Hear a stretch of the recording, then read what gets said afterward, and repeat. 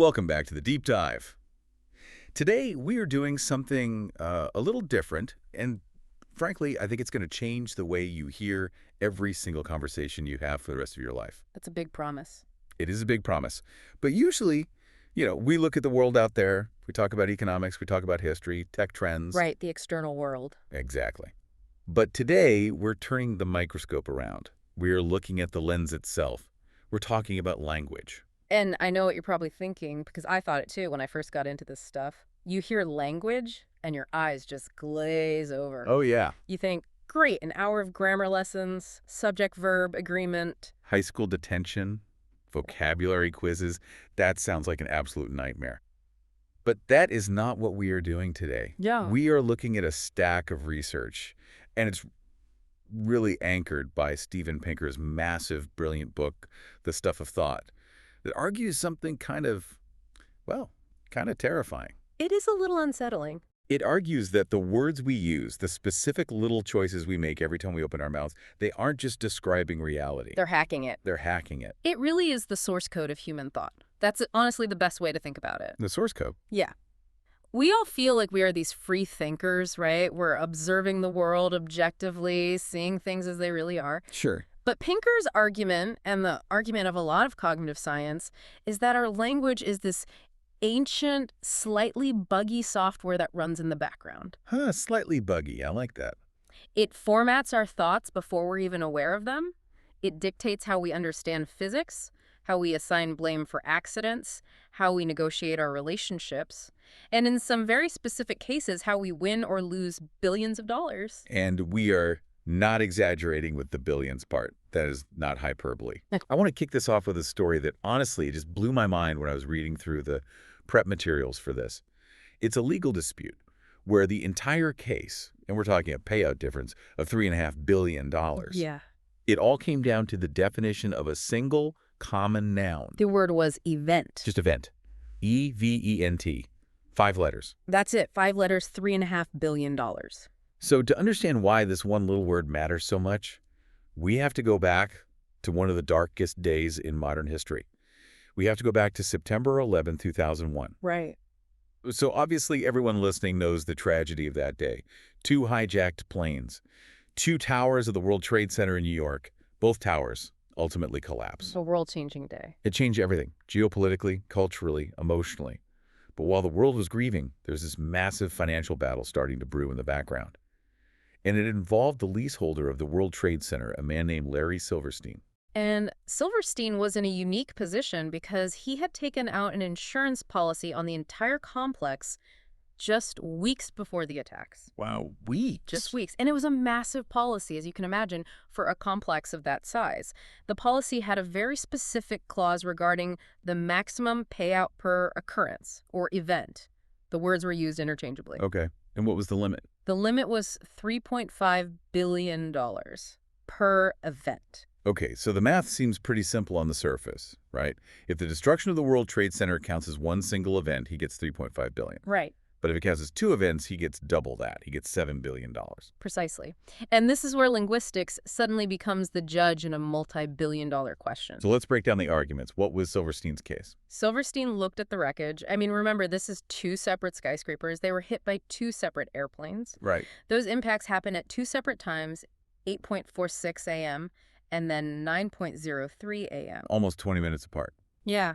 And there were 2 separate fires, 2 separate collapses. So to him and to his entire team of lawyers, this was clearly, undeniably, 2 events. I have to say, just on a gut level, my intuition is with Silverstein here. I think most people's is. If I'm standing on a street corner and I see a car crash, and then 20 minutes later I see another car crash down the street, that's 2 accidents. That's 2 events. I don't think, oh, this is all just one long car crash day. And that's the intuitive physical view. That's what we could call the physical definition of an event. Okay. It focuses on the physics of it all, the impact, the explosion, the discrete moments in time. If you pause the video of that day after the first plane hits, you have one disaster. Then you unpause, and a completely separate second disaster happens. 2 impacts, 2 collapses. So Silverstein argued that the physical reality dictated 2 payouts, $7 billion. But the insurance companies, I'm guessing they weren't too eager to write a check for $7 billion if they could possibly avoid it. Definitely not. They dug their heels in. They argued that despite the two impacts, despite the two towers, this was one single occurrence. How on earth do you argue that? Yeah. How do you argue two planes hitting two buildings is one thing? That seems like a magic trick. It does. But they did it by shifting the definition. They moved it from the physical world to the mental world. What do you mean? They argued that the event wasn't the impact. The event was the plot. Ah. It was one coordinated conspiracy by al-Qaeda. It was one agenda, one continuous intent originating from Osama bin Laden. Therefore, all the destruction, no matter how spread out in time or space, was the result of a single cause. So it's one event. One event capped the payout at $3.5 billion. That is incredibly slippery. They moved the goalposts from what happened on the ground in New York to what happened in the mind of the attacker on the other side of the world. Exactly. And here is the truly crazy part. The courts were split. This went on for years through litigation. Different juries gave different verdicts depending on the exact wording of the different insurance binders involved. So there was no clear answer. Broadly speaking, the result ended up being a compromise, which was heavily influenced by this semantic ambiguity. But the point Pinker makes isn't about who won the money in the end. It's about what this whole mess tells us about the human brain. It's incredible that the English language is flexible enough to allow both of those arguments to sound plausible. Yes. Like, neither side is really lying. They are both telling a version of the truth, just depending on how you squint at it. That is Pinker's entire point. He uses this tragedy to illustrate a fundamental cognitive superpower we all have. The human mind is capable of framing reality in two contradictory ways at the exact same time. We can toggle between them. We can toggle, we can see the physics, the discrete impacts, the chunks of matter falling, or we can see the agency, the continuous plot, the human intention behind it all. And both are true. Both are true, but language forces us to choose. You have to pick a noun. Is it an event, singular, or events, plural? Reality is this analog, messy, continuous stream, but language is digital. It chops the world up into these neat little boxes. And in this case, the box you chose was worth $3.5 billion. That is a very expensive box. It shows that semantics isn't just, academic nitpicking. It's how we organize reality. And if you understand how that organization works, how this language of thought categorizes the world, you start to see these glitches, these patterns everywhere. We aren't just recording the world, we are actively formatting it. So that's really our mission today. We are going to take the engine apart. We're going to look at the physics of how we talk about matter, the strange rules of truth and lying, the philosophy of names, and even the neurology of why swearing feels so good. We are reverse engineering the human mind just by looking at the quirks of everyday English. Let's start with the absolute basics, the building blocks. Pinker calls this section the physics of language. And apparently we all learn this physics when we're toddlers, long before we ever step foot into science class. This is about how we understand stuff. We do. And it starts with a fundamental distinction that you probably use 1,000 times a day without ever noticing, the difference between stuff and things. Stuff and things. It sounds like a comedy routine. I got stuff, I got things. It does, but in linguistics, they have more formal terms for them. Mass nouns and count nouns. And this distinction, it basically dictates how we visualize the entire universe. Okay, so break it down for me. What's the difference? Okay. Picture a pebble in your hand. You can count it. 1 pebble, 2 pebbles. It has a definite shape. It has a boundary. If you hold it, it's a distinct object. That's a count noun. Got it. A pebble is a thing. Simple enough. Now imagine you take a hammer and you just smash that pebble into 1,000 tiny pieces. Now what do you have? You've got gravel. You've got gravel. You don't say, I have 2 gravels. You don't say, look at that 1 gravel while pointing at a single grain. It's become a substance. It's a mass noun. Right. Or like water. I can't have 3 waters, unless I mean 3 bottles of water. The water itself is just stuff. It flows. It doesn't have a shape of its own. Exactly. And this reveals a deep truth about how our brains process boundaries. A count noun like a horse, a chair, a pebble is a bounded object. Its identity is tied to its shape. And this is the crucial part. If you cut a horse in half, you don't have 2 horses. No. You have a mess. You have a tragedy. You definitely have a dead horse. Right. The object is destroyed because its boundary has been broken. But if you have a pile of gravel and you divide it in half, what do you have? 2 smaller piles of gravel. It's still gravel. And if you have water and you pour it into 2 separate cups, you still just have water. Mass nouns are defined by their substance, not by their shape. They are unbounded. Okay, that makes perfect sense logically. But here's the question. Is this just something we learn because English grammar tells us to? Mhm. Or is this actually how our brains are wired to see the world? Like, do we come out of the womb knowing the difference between a dog and a puddle? That is the big question. And Pinker cites this absolutely brilliant experiment by the psychologist Paul Bloom that pretty much proves this is innate. It's called the Phepps experiment. I loved this part of the research. It's so simple, but it proves so much. Can you paint the scene for us? So, you take a toddler, a really young kid. You sit them down and you present them with a weird-looking object they've never seen before in their life. Let's say it's this frantic, spiky shape made out of, I don't know, wire and some kind of green gel. It looks like an alien artifact. The totally alien object. So they have no pre-existing word for it. They're a blank slate. Totally blank slate. Now, in condition A, the researcher points to this object and says, "This is a Phep." And you should note the article A, singular. This is a Phep. Okay. Then they give the kid some more wire and green gel and ask them to make another Phep. What do you think the child does? Well, if a Phep means the object, they'd try to copy the shape. And that's exactly what they do. They take the wire and gel and they try to twist it into that same exact spiky shape. They understood Phep to mean the object, the bounded form. Because A signals a count noun. It's like a little flag that tells the brain this is one countable thing. Precisely. Now, condition B. Same kid, same weird object, same wire and gel.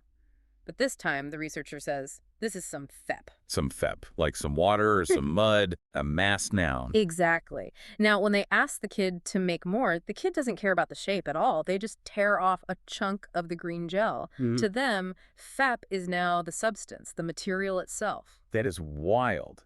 The physical object didn't change. The visual information was identical. The only thing that changed was a tiny grammatical tag A versus some. And that one-word flip switched the kid's brain from object mode to substance mode. It proves that we have these two fundamental lenses for viewing reality, and they're pre-installed in our cognitive operating system. We can either digitize the world into discrete things, or we can treat it as a continuous expanse of stuff. And we don't just do this with rocks and water, we do it with abstract concepts. And this is where it gets really interesting for our daily lives. Okay, give me an example of an abstract mass noun. Think about the word hope. Hope. Okay? I could say, I don't have much hope. Right. Much hope. You're treating it like water in a container. It's a fluid that can rise and fall. But you can also say, I have high hopes. Plural. A count noun. Now, hope isn't a fluid anymore. It's a collection of specific desired outcomes, like rocks in a jar that you can count. Or email. This one drives me crazy. I'll say, I have too many emails to deal with. That's a count noun.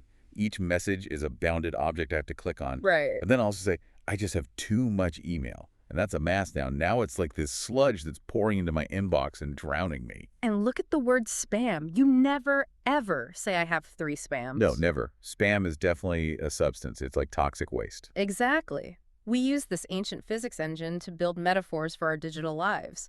Spam feels like mud because our brain processes it as an unbounded annoyance. Emails feel like pebbles because we have to handle them one by one. So we are basically running a simulation of the physical world just to understand our inbox.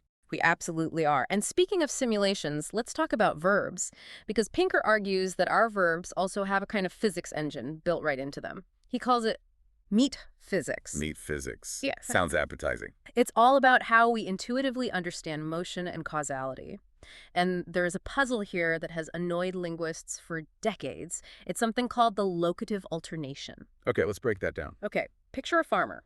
He has a wagon, and he has a big pile of hay.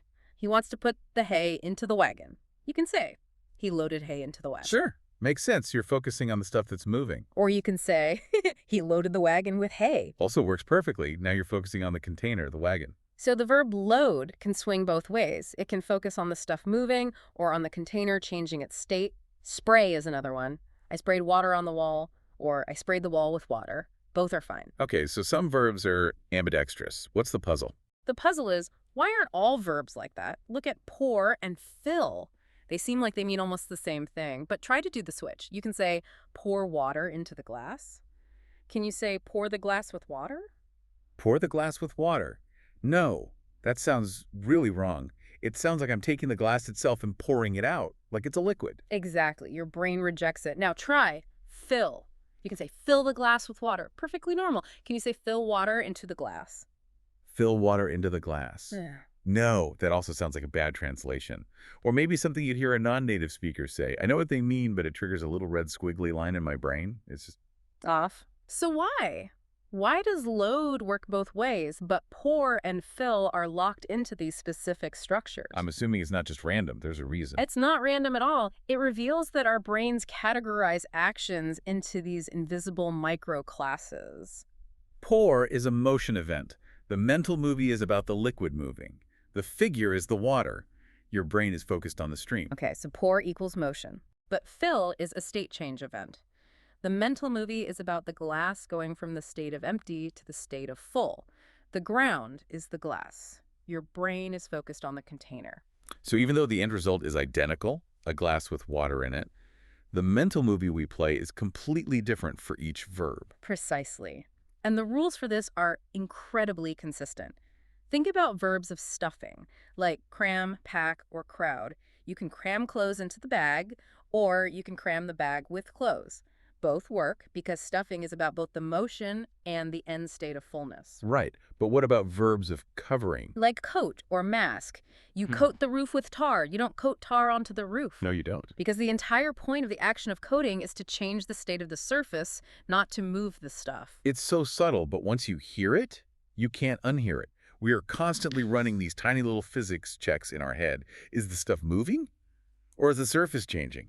And if we use the wrong verb structure, our brain just rejects it because it breaks the laws of this internal physics. And it gets even weirder. We do this with time, too. This is one of the most mind-bending sections of the book, really. How we map the abstract concept of time onto the concrete concept of space. Time is space.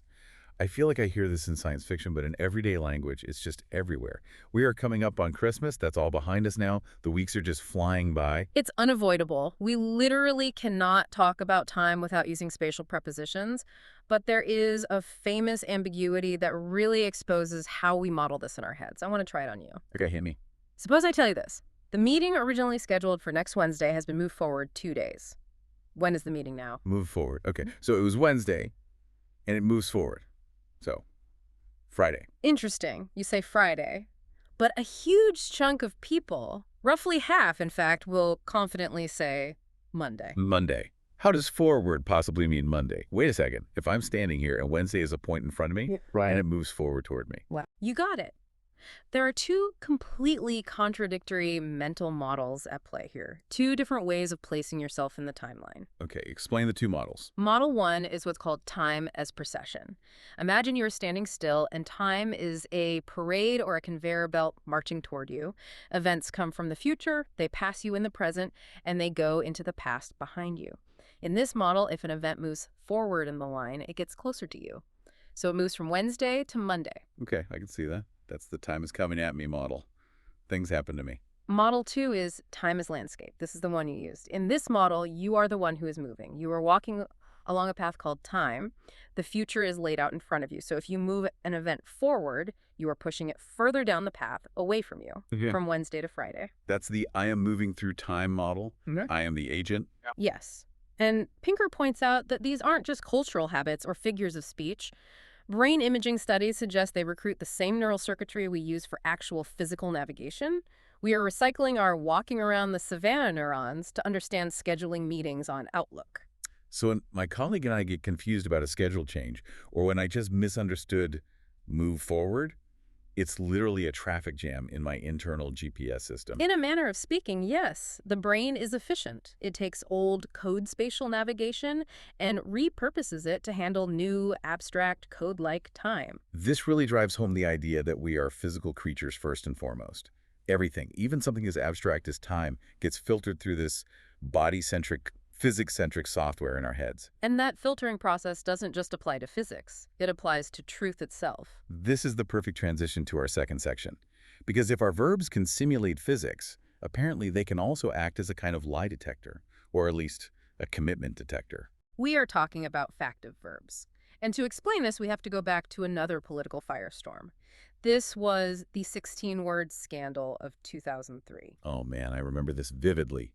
This was the George W. Bush administration making the public case for the war in Iraq. That's right. And in the State of the Union address, President Bush delivered a very specific, very carefully vetted sentence. He said, and I'm quoting, The British government has learned that Saddam Hussein recently sought significant quantities of uranium from Africa. 16 words. And that specific claim, the uranium from Africa claim, turned out to be based on forged documents. It just wasn't true. Correct. The intelligence was bad, and when the truth came out, there was a massive uproar. People accused the president of lying to the American people to justify a war. I remember the defense. The defense from the administration, from people like Donald Rumsfeld and Condoleezza Rice, was a linguistic one. They argued essentially, technically the statement was accurate. I see their logic. As slippery as it is, they didn't say Saddam sought uranium, full stop. They said the British government said he did. And at the time, the British government had said that. Right. So the report of a report was accurate, even if the underlying intel was totally wrong. That was the defense. But from a linguistic standpoint, it falls apart. And it falls apart because of the specific verb that Bush used. He didn't use the verb said, he used learned. The British government has learned. This brings us to this crucial concept of factive verbs. In English, some verbs are what you might call opaque to truth. If I say to you, Bob thinks the earth is flat, am I, the speaker, agreeing with Bob? No, of course not. You're just reporting on Bob's crazy thought. Bob can think whatever he wants. It doesn't mean you endorse it. Exactly. Verbs like think, believe, suspect, say, claim, these are all non-factive. They create a little bubble of belief around the subject, and they detach the speaker from the truth of the claim inside that bubble. But then there are verbs like know, realize, or learn. Okay, so if I say Bob realized the earth is flat. Stop right there. That sounds weird, doesn't it? Your brain just flags it as wrong. Yeah, it sounds completely wrong. Because the earth isn't flat. You can't realize something that isn't true. Exactly. You can't realize something false. You can't know something false. These are factive verbs. They presuppose the truth of the complement clause. So if I say, Bob learned that X, I am simultaneously doing two things. I am reporting on Bob's mental state of discovery, and I am committing myself, the speaker, to the fact that X is actually true. So when the speechwriter chose the word learned, the British government has learned, they weren't just neutrally quoting the British, they were linguistically endorsing the fact. Linguistically, yes. You cannot hide behind attribution when you use a factive verb. The verb itself builds a bridge between the subject's belief and the speaker's commitment to truth. If they had just said, the British government reports that Saddam sought uranium, they would have been completely in the clear linguistically. It's amazing how much weight one little verb choice can carry.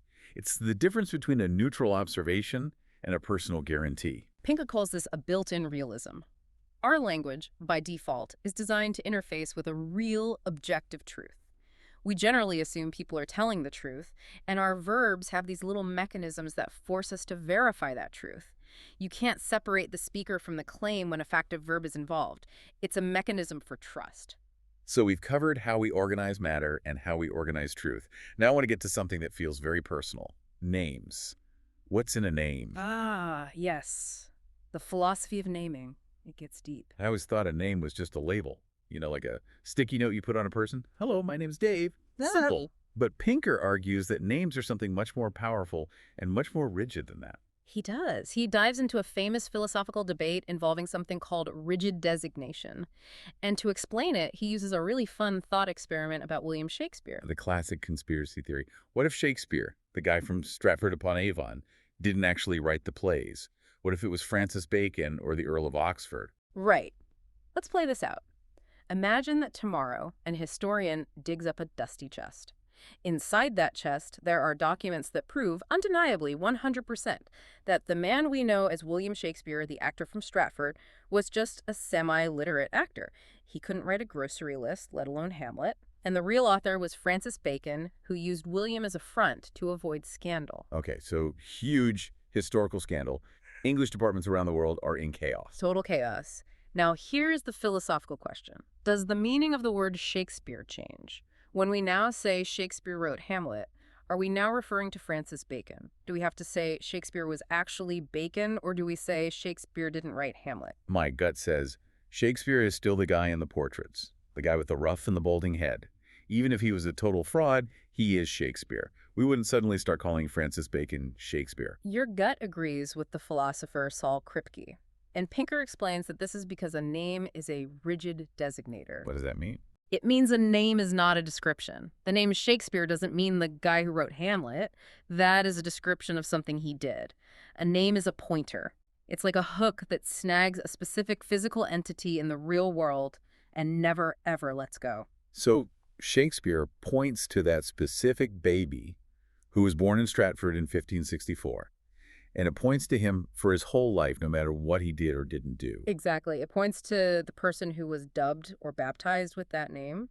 Pinker talks about the dubbing ceremony. Like a christening ceremony. It could be a formal christening, or it could just be a mother looking at her newborn baby in a hospital and saying, "I name thee William." That moment establishes a permanent link. And this next part is crucial. We use the name because we are part of a causal chain. We heard the name from someone, who heard it from someone, who heard it from someone, and that chain traces all the way back to that original room in Stratford. It's like a relay race of pointing that goes back through centuries. It is. And this theory explains why something like identity theft is so philosophically confusing, but also legally clear. Pinker brings up this great modern example. Think about an imposter thief who steals your social security number, your address, your bank passwords. They have all your descriptions. Right. They might even fit the profile of you better than you do on paper. Right. They have all the data, so why aren't they me? Because they are not the biological organism that was dubbed with your name by your parents. The name you rigidly designates you, the physical biological entity. It does not designate the sum of your data. The thief has acquired the descriptions, but they don't have the causal link back to your dubbing ceremony. That is actually really comforting. No matter how much data about me gets lost or stolen, I am still semantically me. It is comforting. We're anchored in physical reality, not just in a cloud of attributes. But we aren't just naming people. We're constantly naming new things, new technologies, new trends. And Pinker talks about this as the neologizing imperative, our constant drive to create new words. Oh, this is just a graveyard of failed words. For every new word that actually sticks, 1,000 die a quiet death. Do you remember the term information superhighway? I do. It was absolutely everywhere in the 90s. Politicians loved it. Al Gore loved it. And now it's completely gone. Why did it fail? It's too long. For one, it's clunky. It feels like a government-issued lecture. Yeah. Compare that to a word that succeeded, like blog. Blog. It's kind of an ugly word, though. It sounds like bog or blob or log. And that's exactly why it survived. Pinker talks about phonesthesia, the feeling that a sound gives you. Blog sounds messy. It sounds unedited. It sounds like a dump of information. And that fit the early internet diary culture perfectly. The original word weblog was too formal. Blog just felt right. What about a word like podcast? That one definitely stuck. Podcast is purely functional. It combined iPod, which was the dominant device for listening to audio at the time, and broadcast. It told you exactly what it was and how to use it. But look at the failures. Do you remember when people tried to call the World Wide Web W3? Dub cubed. You'd have to try saying that 3 times fast. Exactly. It's harder to say than just saying World Wide Web. A new word has to solve a problem. It has to be efficient, and it has to fill a genuine gap in our mental catalog of the world. And Pinker notes a very specific rule here. We only give a name to something that we think is a permanent, stable category. Give me an example of a category versus just a temporary description. Okay, take the term latte drinker. You can say, oh, he's a typical latte drinker, and that conjures up an image, a type of person. Maybe they're urban, maybe liberal, maybe a bit snobby. It's a social category. Okay, I can picture that. But we don't have a single word for a person who is drinking a latte right now. Look at that current latte imbiber. No, that's ridiculous. It's ridiculous because that's just a temporary state. It's not a kind of human being. We name things that we think act as stable kinds in the universe. Our vocabulary is basically a map of the categories we think matter. So if a concept is important enough to happen over and over again, it gets a name. If it's just a one-off, it gets a long description. Precisely. Which brings us to how we understand the things that aren't physical. The abstract world. Things like love, arguments, ideas, we can't point to them. We can't dub them. So how do we even begin to think about them? This is section 4, the metaphor. I feel like in school, metaphor is always taught as this flowery, poetic device. You know, the sun is a golden coin. My love is a red, red rose. Right. It's treated like decoration, linguistic ornament. But Pinker is saying that metaphor isn't decoration. It's the entire operating system. He argues it is the only way we can think about complex abstractions. Think about it. We don't have a dedicated neural processor in our brain for foreign policy. We evolved to hunt, to gather, to throw rocks, and to navigate terrain. So we have excellent, highly evolved processors for space, for force, and for agency. So when we need to think about something new and abstract like foreign policy, We hijack the space and force processors, we build a metaphor on top of them. the most famous one he talks about is argument is war. It is completely ubiquitous. We don't even notice we're doing it anymore. He attacked every one of my weak points. I demolished his logic. He shut down all of my ideas. Your claims are indefensible. We're talking about two people sitting in a room talking politely, but we're using words from the battlefield? Because the underlying cognitive model we're using is a conflict of forces. We map the source domain, which is war, onto the target domain, which is argument. But could we think about argument without the war metaphor? Could we think of it as, say, a dance? You can try. We gracefully pirouetted around the main point. We were perfectly in step with each other. But notice how the entire meaning changes. A dance implies cooperation. War implies a winner and a loser. The metaphor you choose dictates the rules of the entire interaction. So I think argument is war. My goal is to kill your idea and win. But if I think argument is dance, my goal is to partner with you to create something beautiful. The metaphor actually changes my behavior. Exactly. Or look at another one. Love is a journey. This is so deeply embedded in our culture we can't escape it. Our relationship is at a crossroads. We aren't going anywhere. It's been a long, bumpy road. We're just spinning our wheels. I think we've hit a dead end. Notice how consistent the mapping is. The lovers are travelers. The relationship is the vehicle. The difficulties are obstacles in the road. The shared goals are destinations. And Pinker's point is that we literally can't think about the progress of a relationship without using this journey metaphor. It's incredibly difficult. Try to describe a relationship that is stalling without using a spatial or motion metaphor. You end up saying something like, the relationship is failing to change its state in a positive vector over time. It feels alien and robotic. Right. The metaphor provides the inferential structure. If love is a journey and the car breaks down, we know we have two choices. We have to either fix the car or get out and walk. The metaphor tells us what to do next. So this is what he means by the combinatorial power of thought.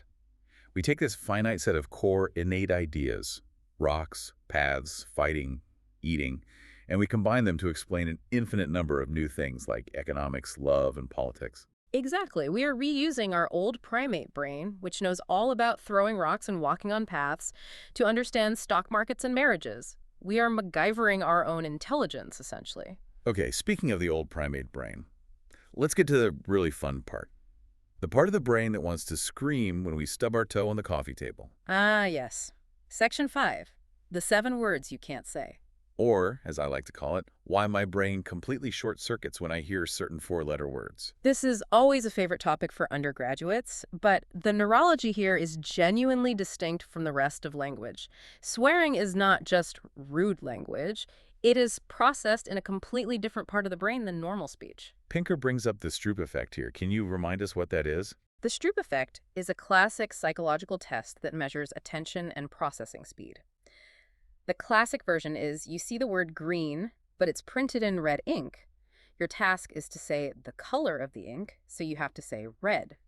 It's surprisingly hard because your brain automatically reads the word green, and that interferes with your ability to name the red ink. There's a lag. Right, your brain just trips over itself. Well, researchers found that if you flash a taboo word, let's say the C word or the F word on the screen, people have a massive Stroop effect. Their brains just lock up. They find it incredibly difficult to name the color of the ink because the word itself hijacks their attention system. It's like a cognitive slap in the face. You can't just ignore it. It is. And this suggests that swearing bypasses the rational, polite left brain, the neocortex where we process sentences, and it hits the deep emotional limbic system, specifically the basal ganglia and the amygdala. These are the ancient emotional centers of the brain, the parts we share with rhesus monkeys. So when I stub my toe and I shout, FK, that utterance is more like a dog barking in pain than a human speaking a sentence. Very much so. It's what linguists call a quasi-reflex. In fact, there is compelling evidence for this from patients with severe aphasia. These are people who have had massive strokes in their left hemisphere, the language center of the brain. They can't speak. They can't form a simple sentence like, the cat is on the mat. They've lost their language ability. But often they can still swear fluently. Really? That's amazing. Yes. If they get frustrated or angry, they can let out a perfectly articulated F-bomb. It's because the swearing circuit is stored in the right hemisphere and the deep limbic system. It survived the stroke that wiped out their normal language. That is incredible. It implies we basically have two voices inside us, the rational narrator and the emotional anima. And Pinker also points out that the grammar of swearing proves this as well. The grammar of the phrase, fuck you, is totally broken. It doesn't follow the rules. I have to admit I've never tried to diagram that particular sentence. Let's try.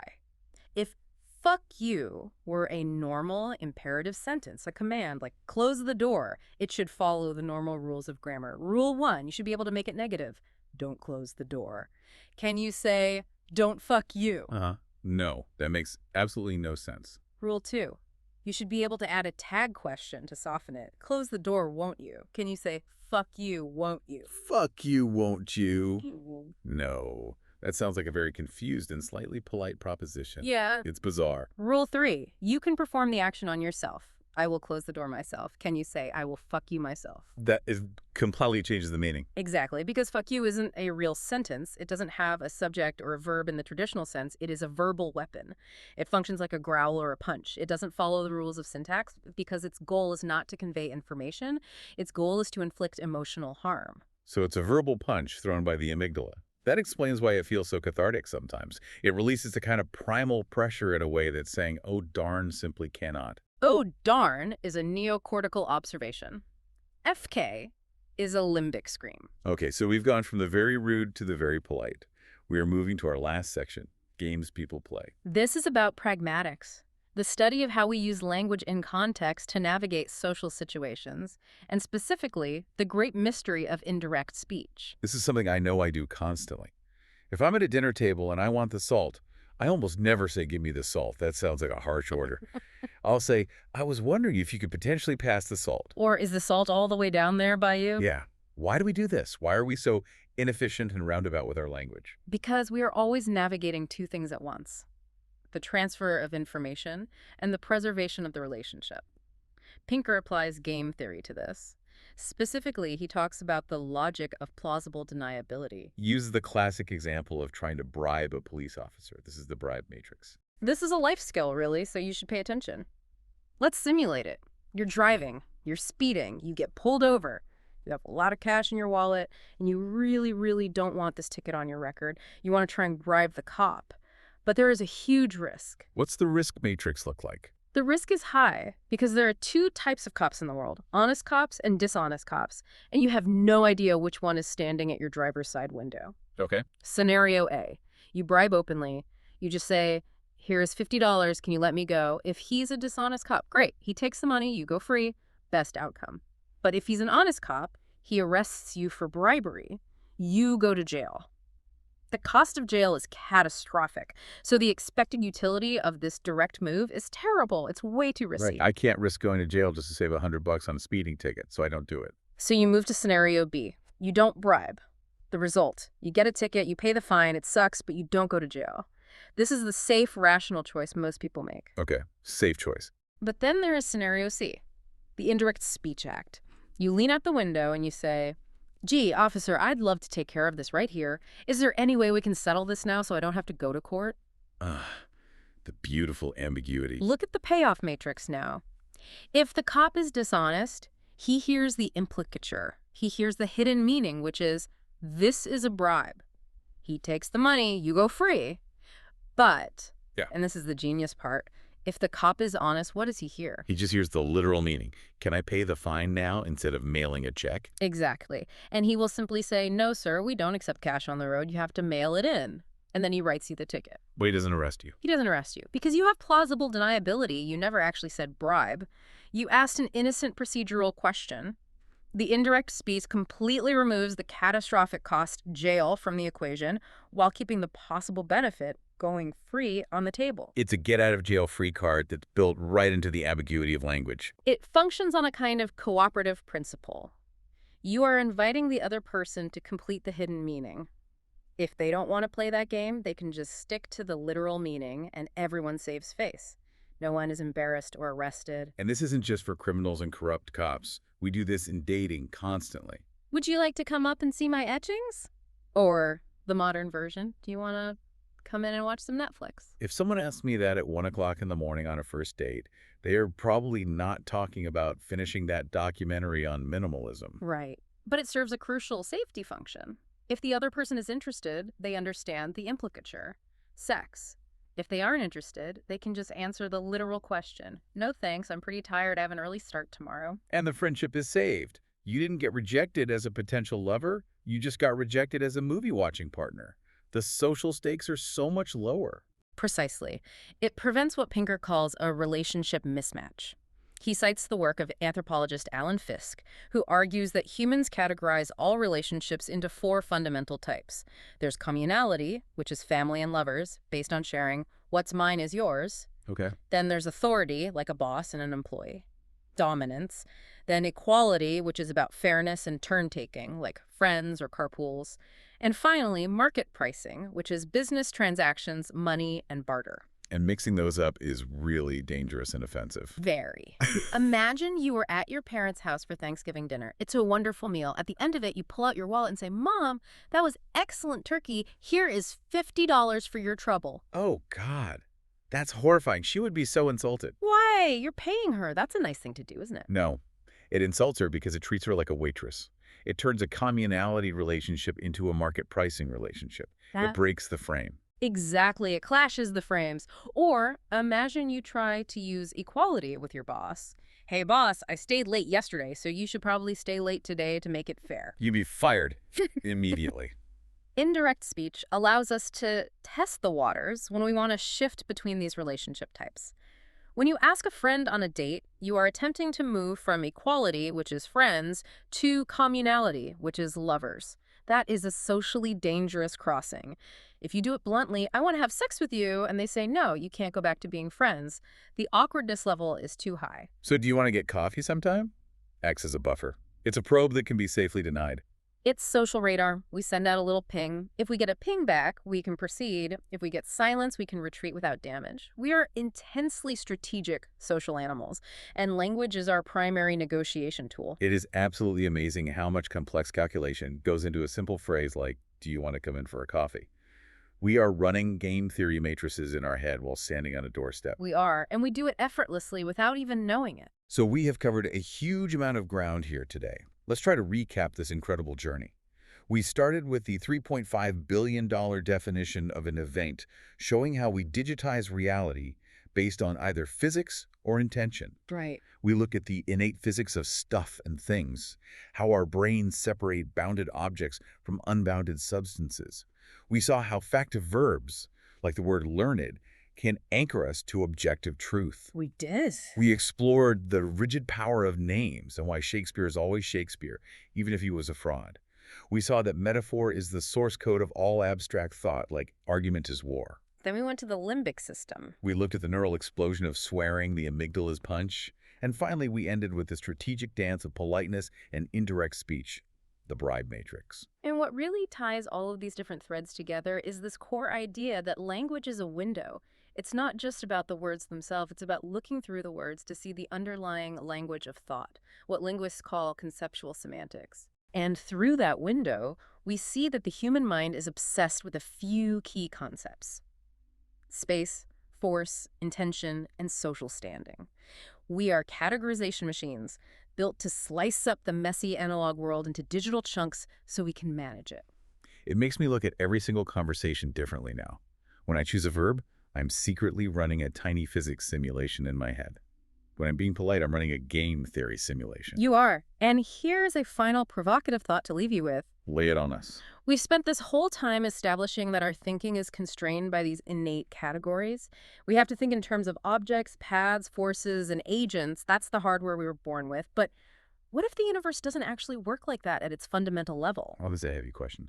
Think about something like quantum mechanics. It is notoriously, famously hard to understand. Why? Because an electron is somehow a wave and a particle. It can be in two places at once. It doesn't fit our intuitive object physics. It's not a bounded pebble. It doesn't fit our location logic. It's not just here or there. We don't have a good metaphor for it. We have no metaphor for it. We try. We say it's like a spinning top or it's like a cloud of probability, but they all fail. And they fail because our brains evolved to throw rocks at rabbits, not to understand quantum probability waves. So the final question is, are there deep, true aspects of the universe that we are simply biologically incapable of ever understanding because we can't squeeze them into one of our built-in metaphors? Are we forever trapped in Plato's cave? But the cave is our own conceptual semantics? Are we trying to run a 10.0 version of reality on our 2.0 primate brain software? That is both terrifying and exhilarating at the same time. We might just be hitting the absolute ceiling of what a human brain can model. We just might be. Well, on that existential cliffhanger, we are going to wrap up. The next time you are filling a glass, dodging a ticket, or struggling to understand a physics documentary, take a second to think about the ancient software running in your head. It's doing a lot of heavy lifting. Indeed it is. Thanks for listening to The Deep Dive. We'll see you next time. Keep listening.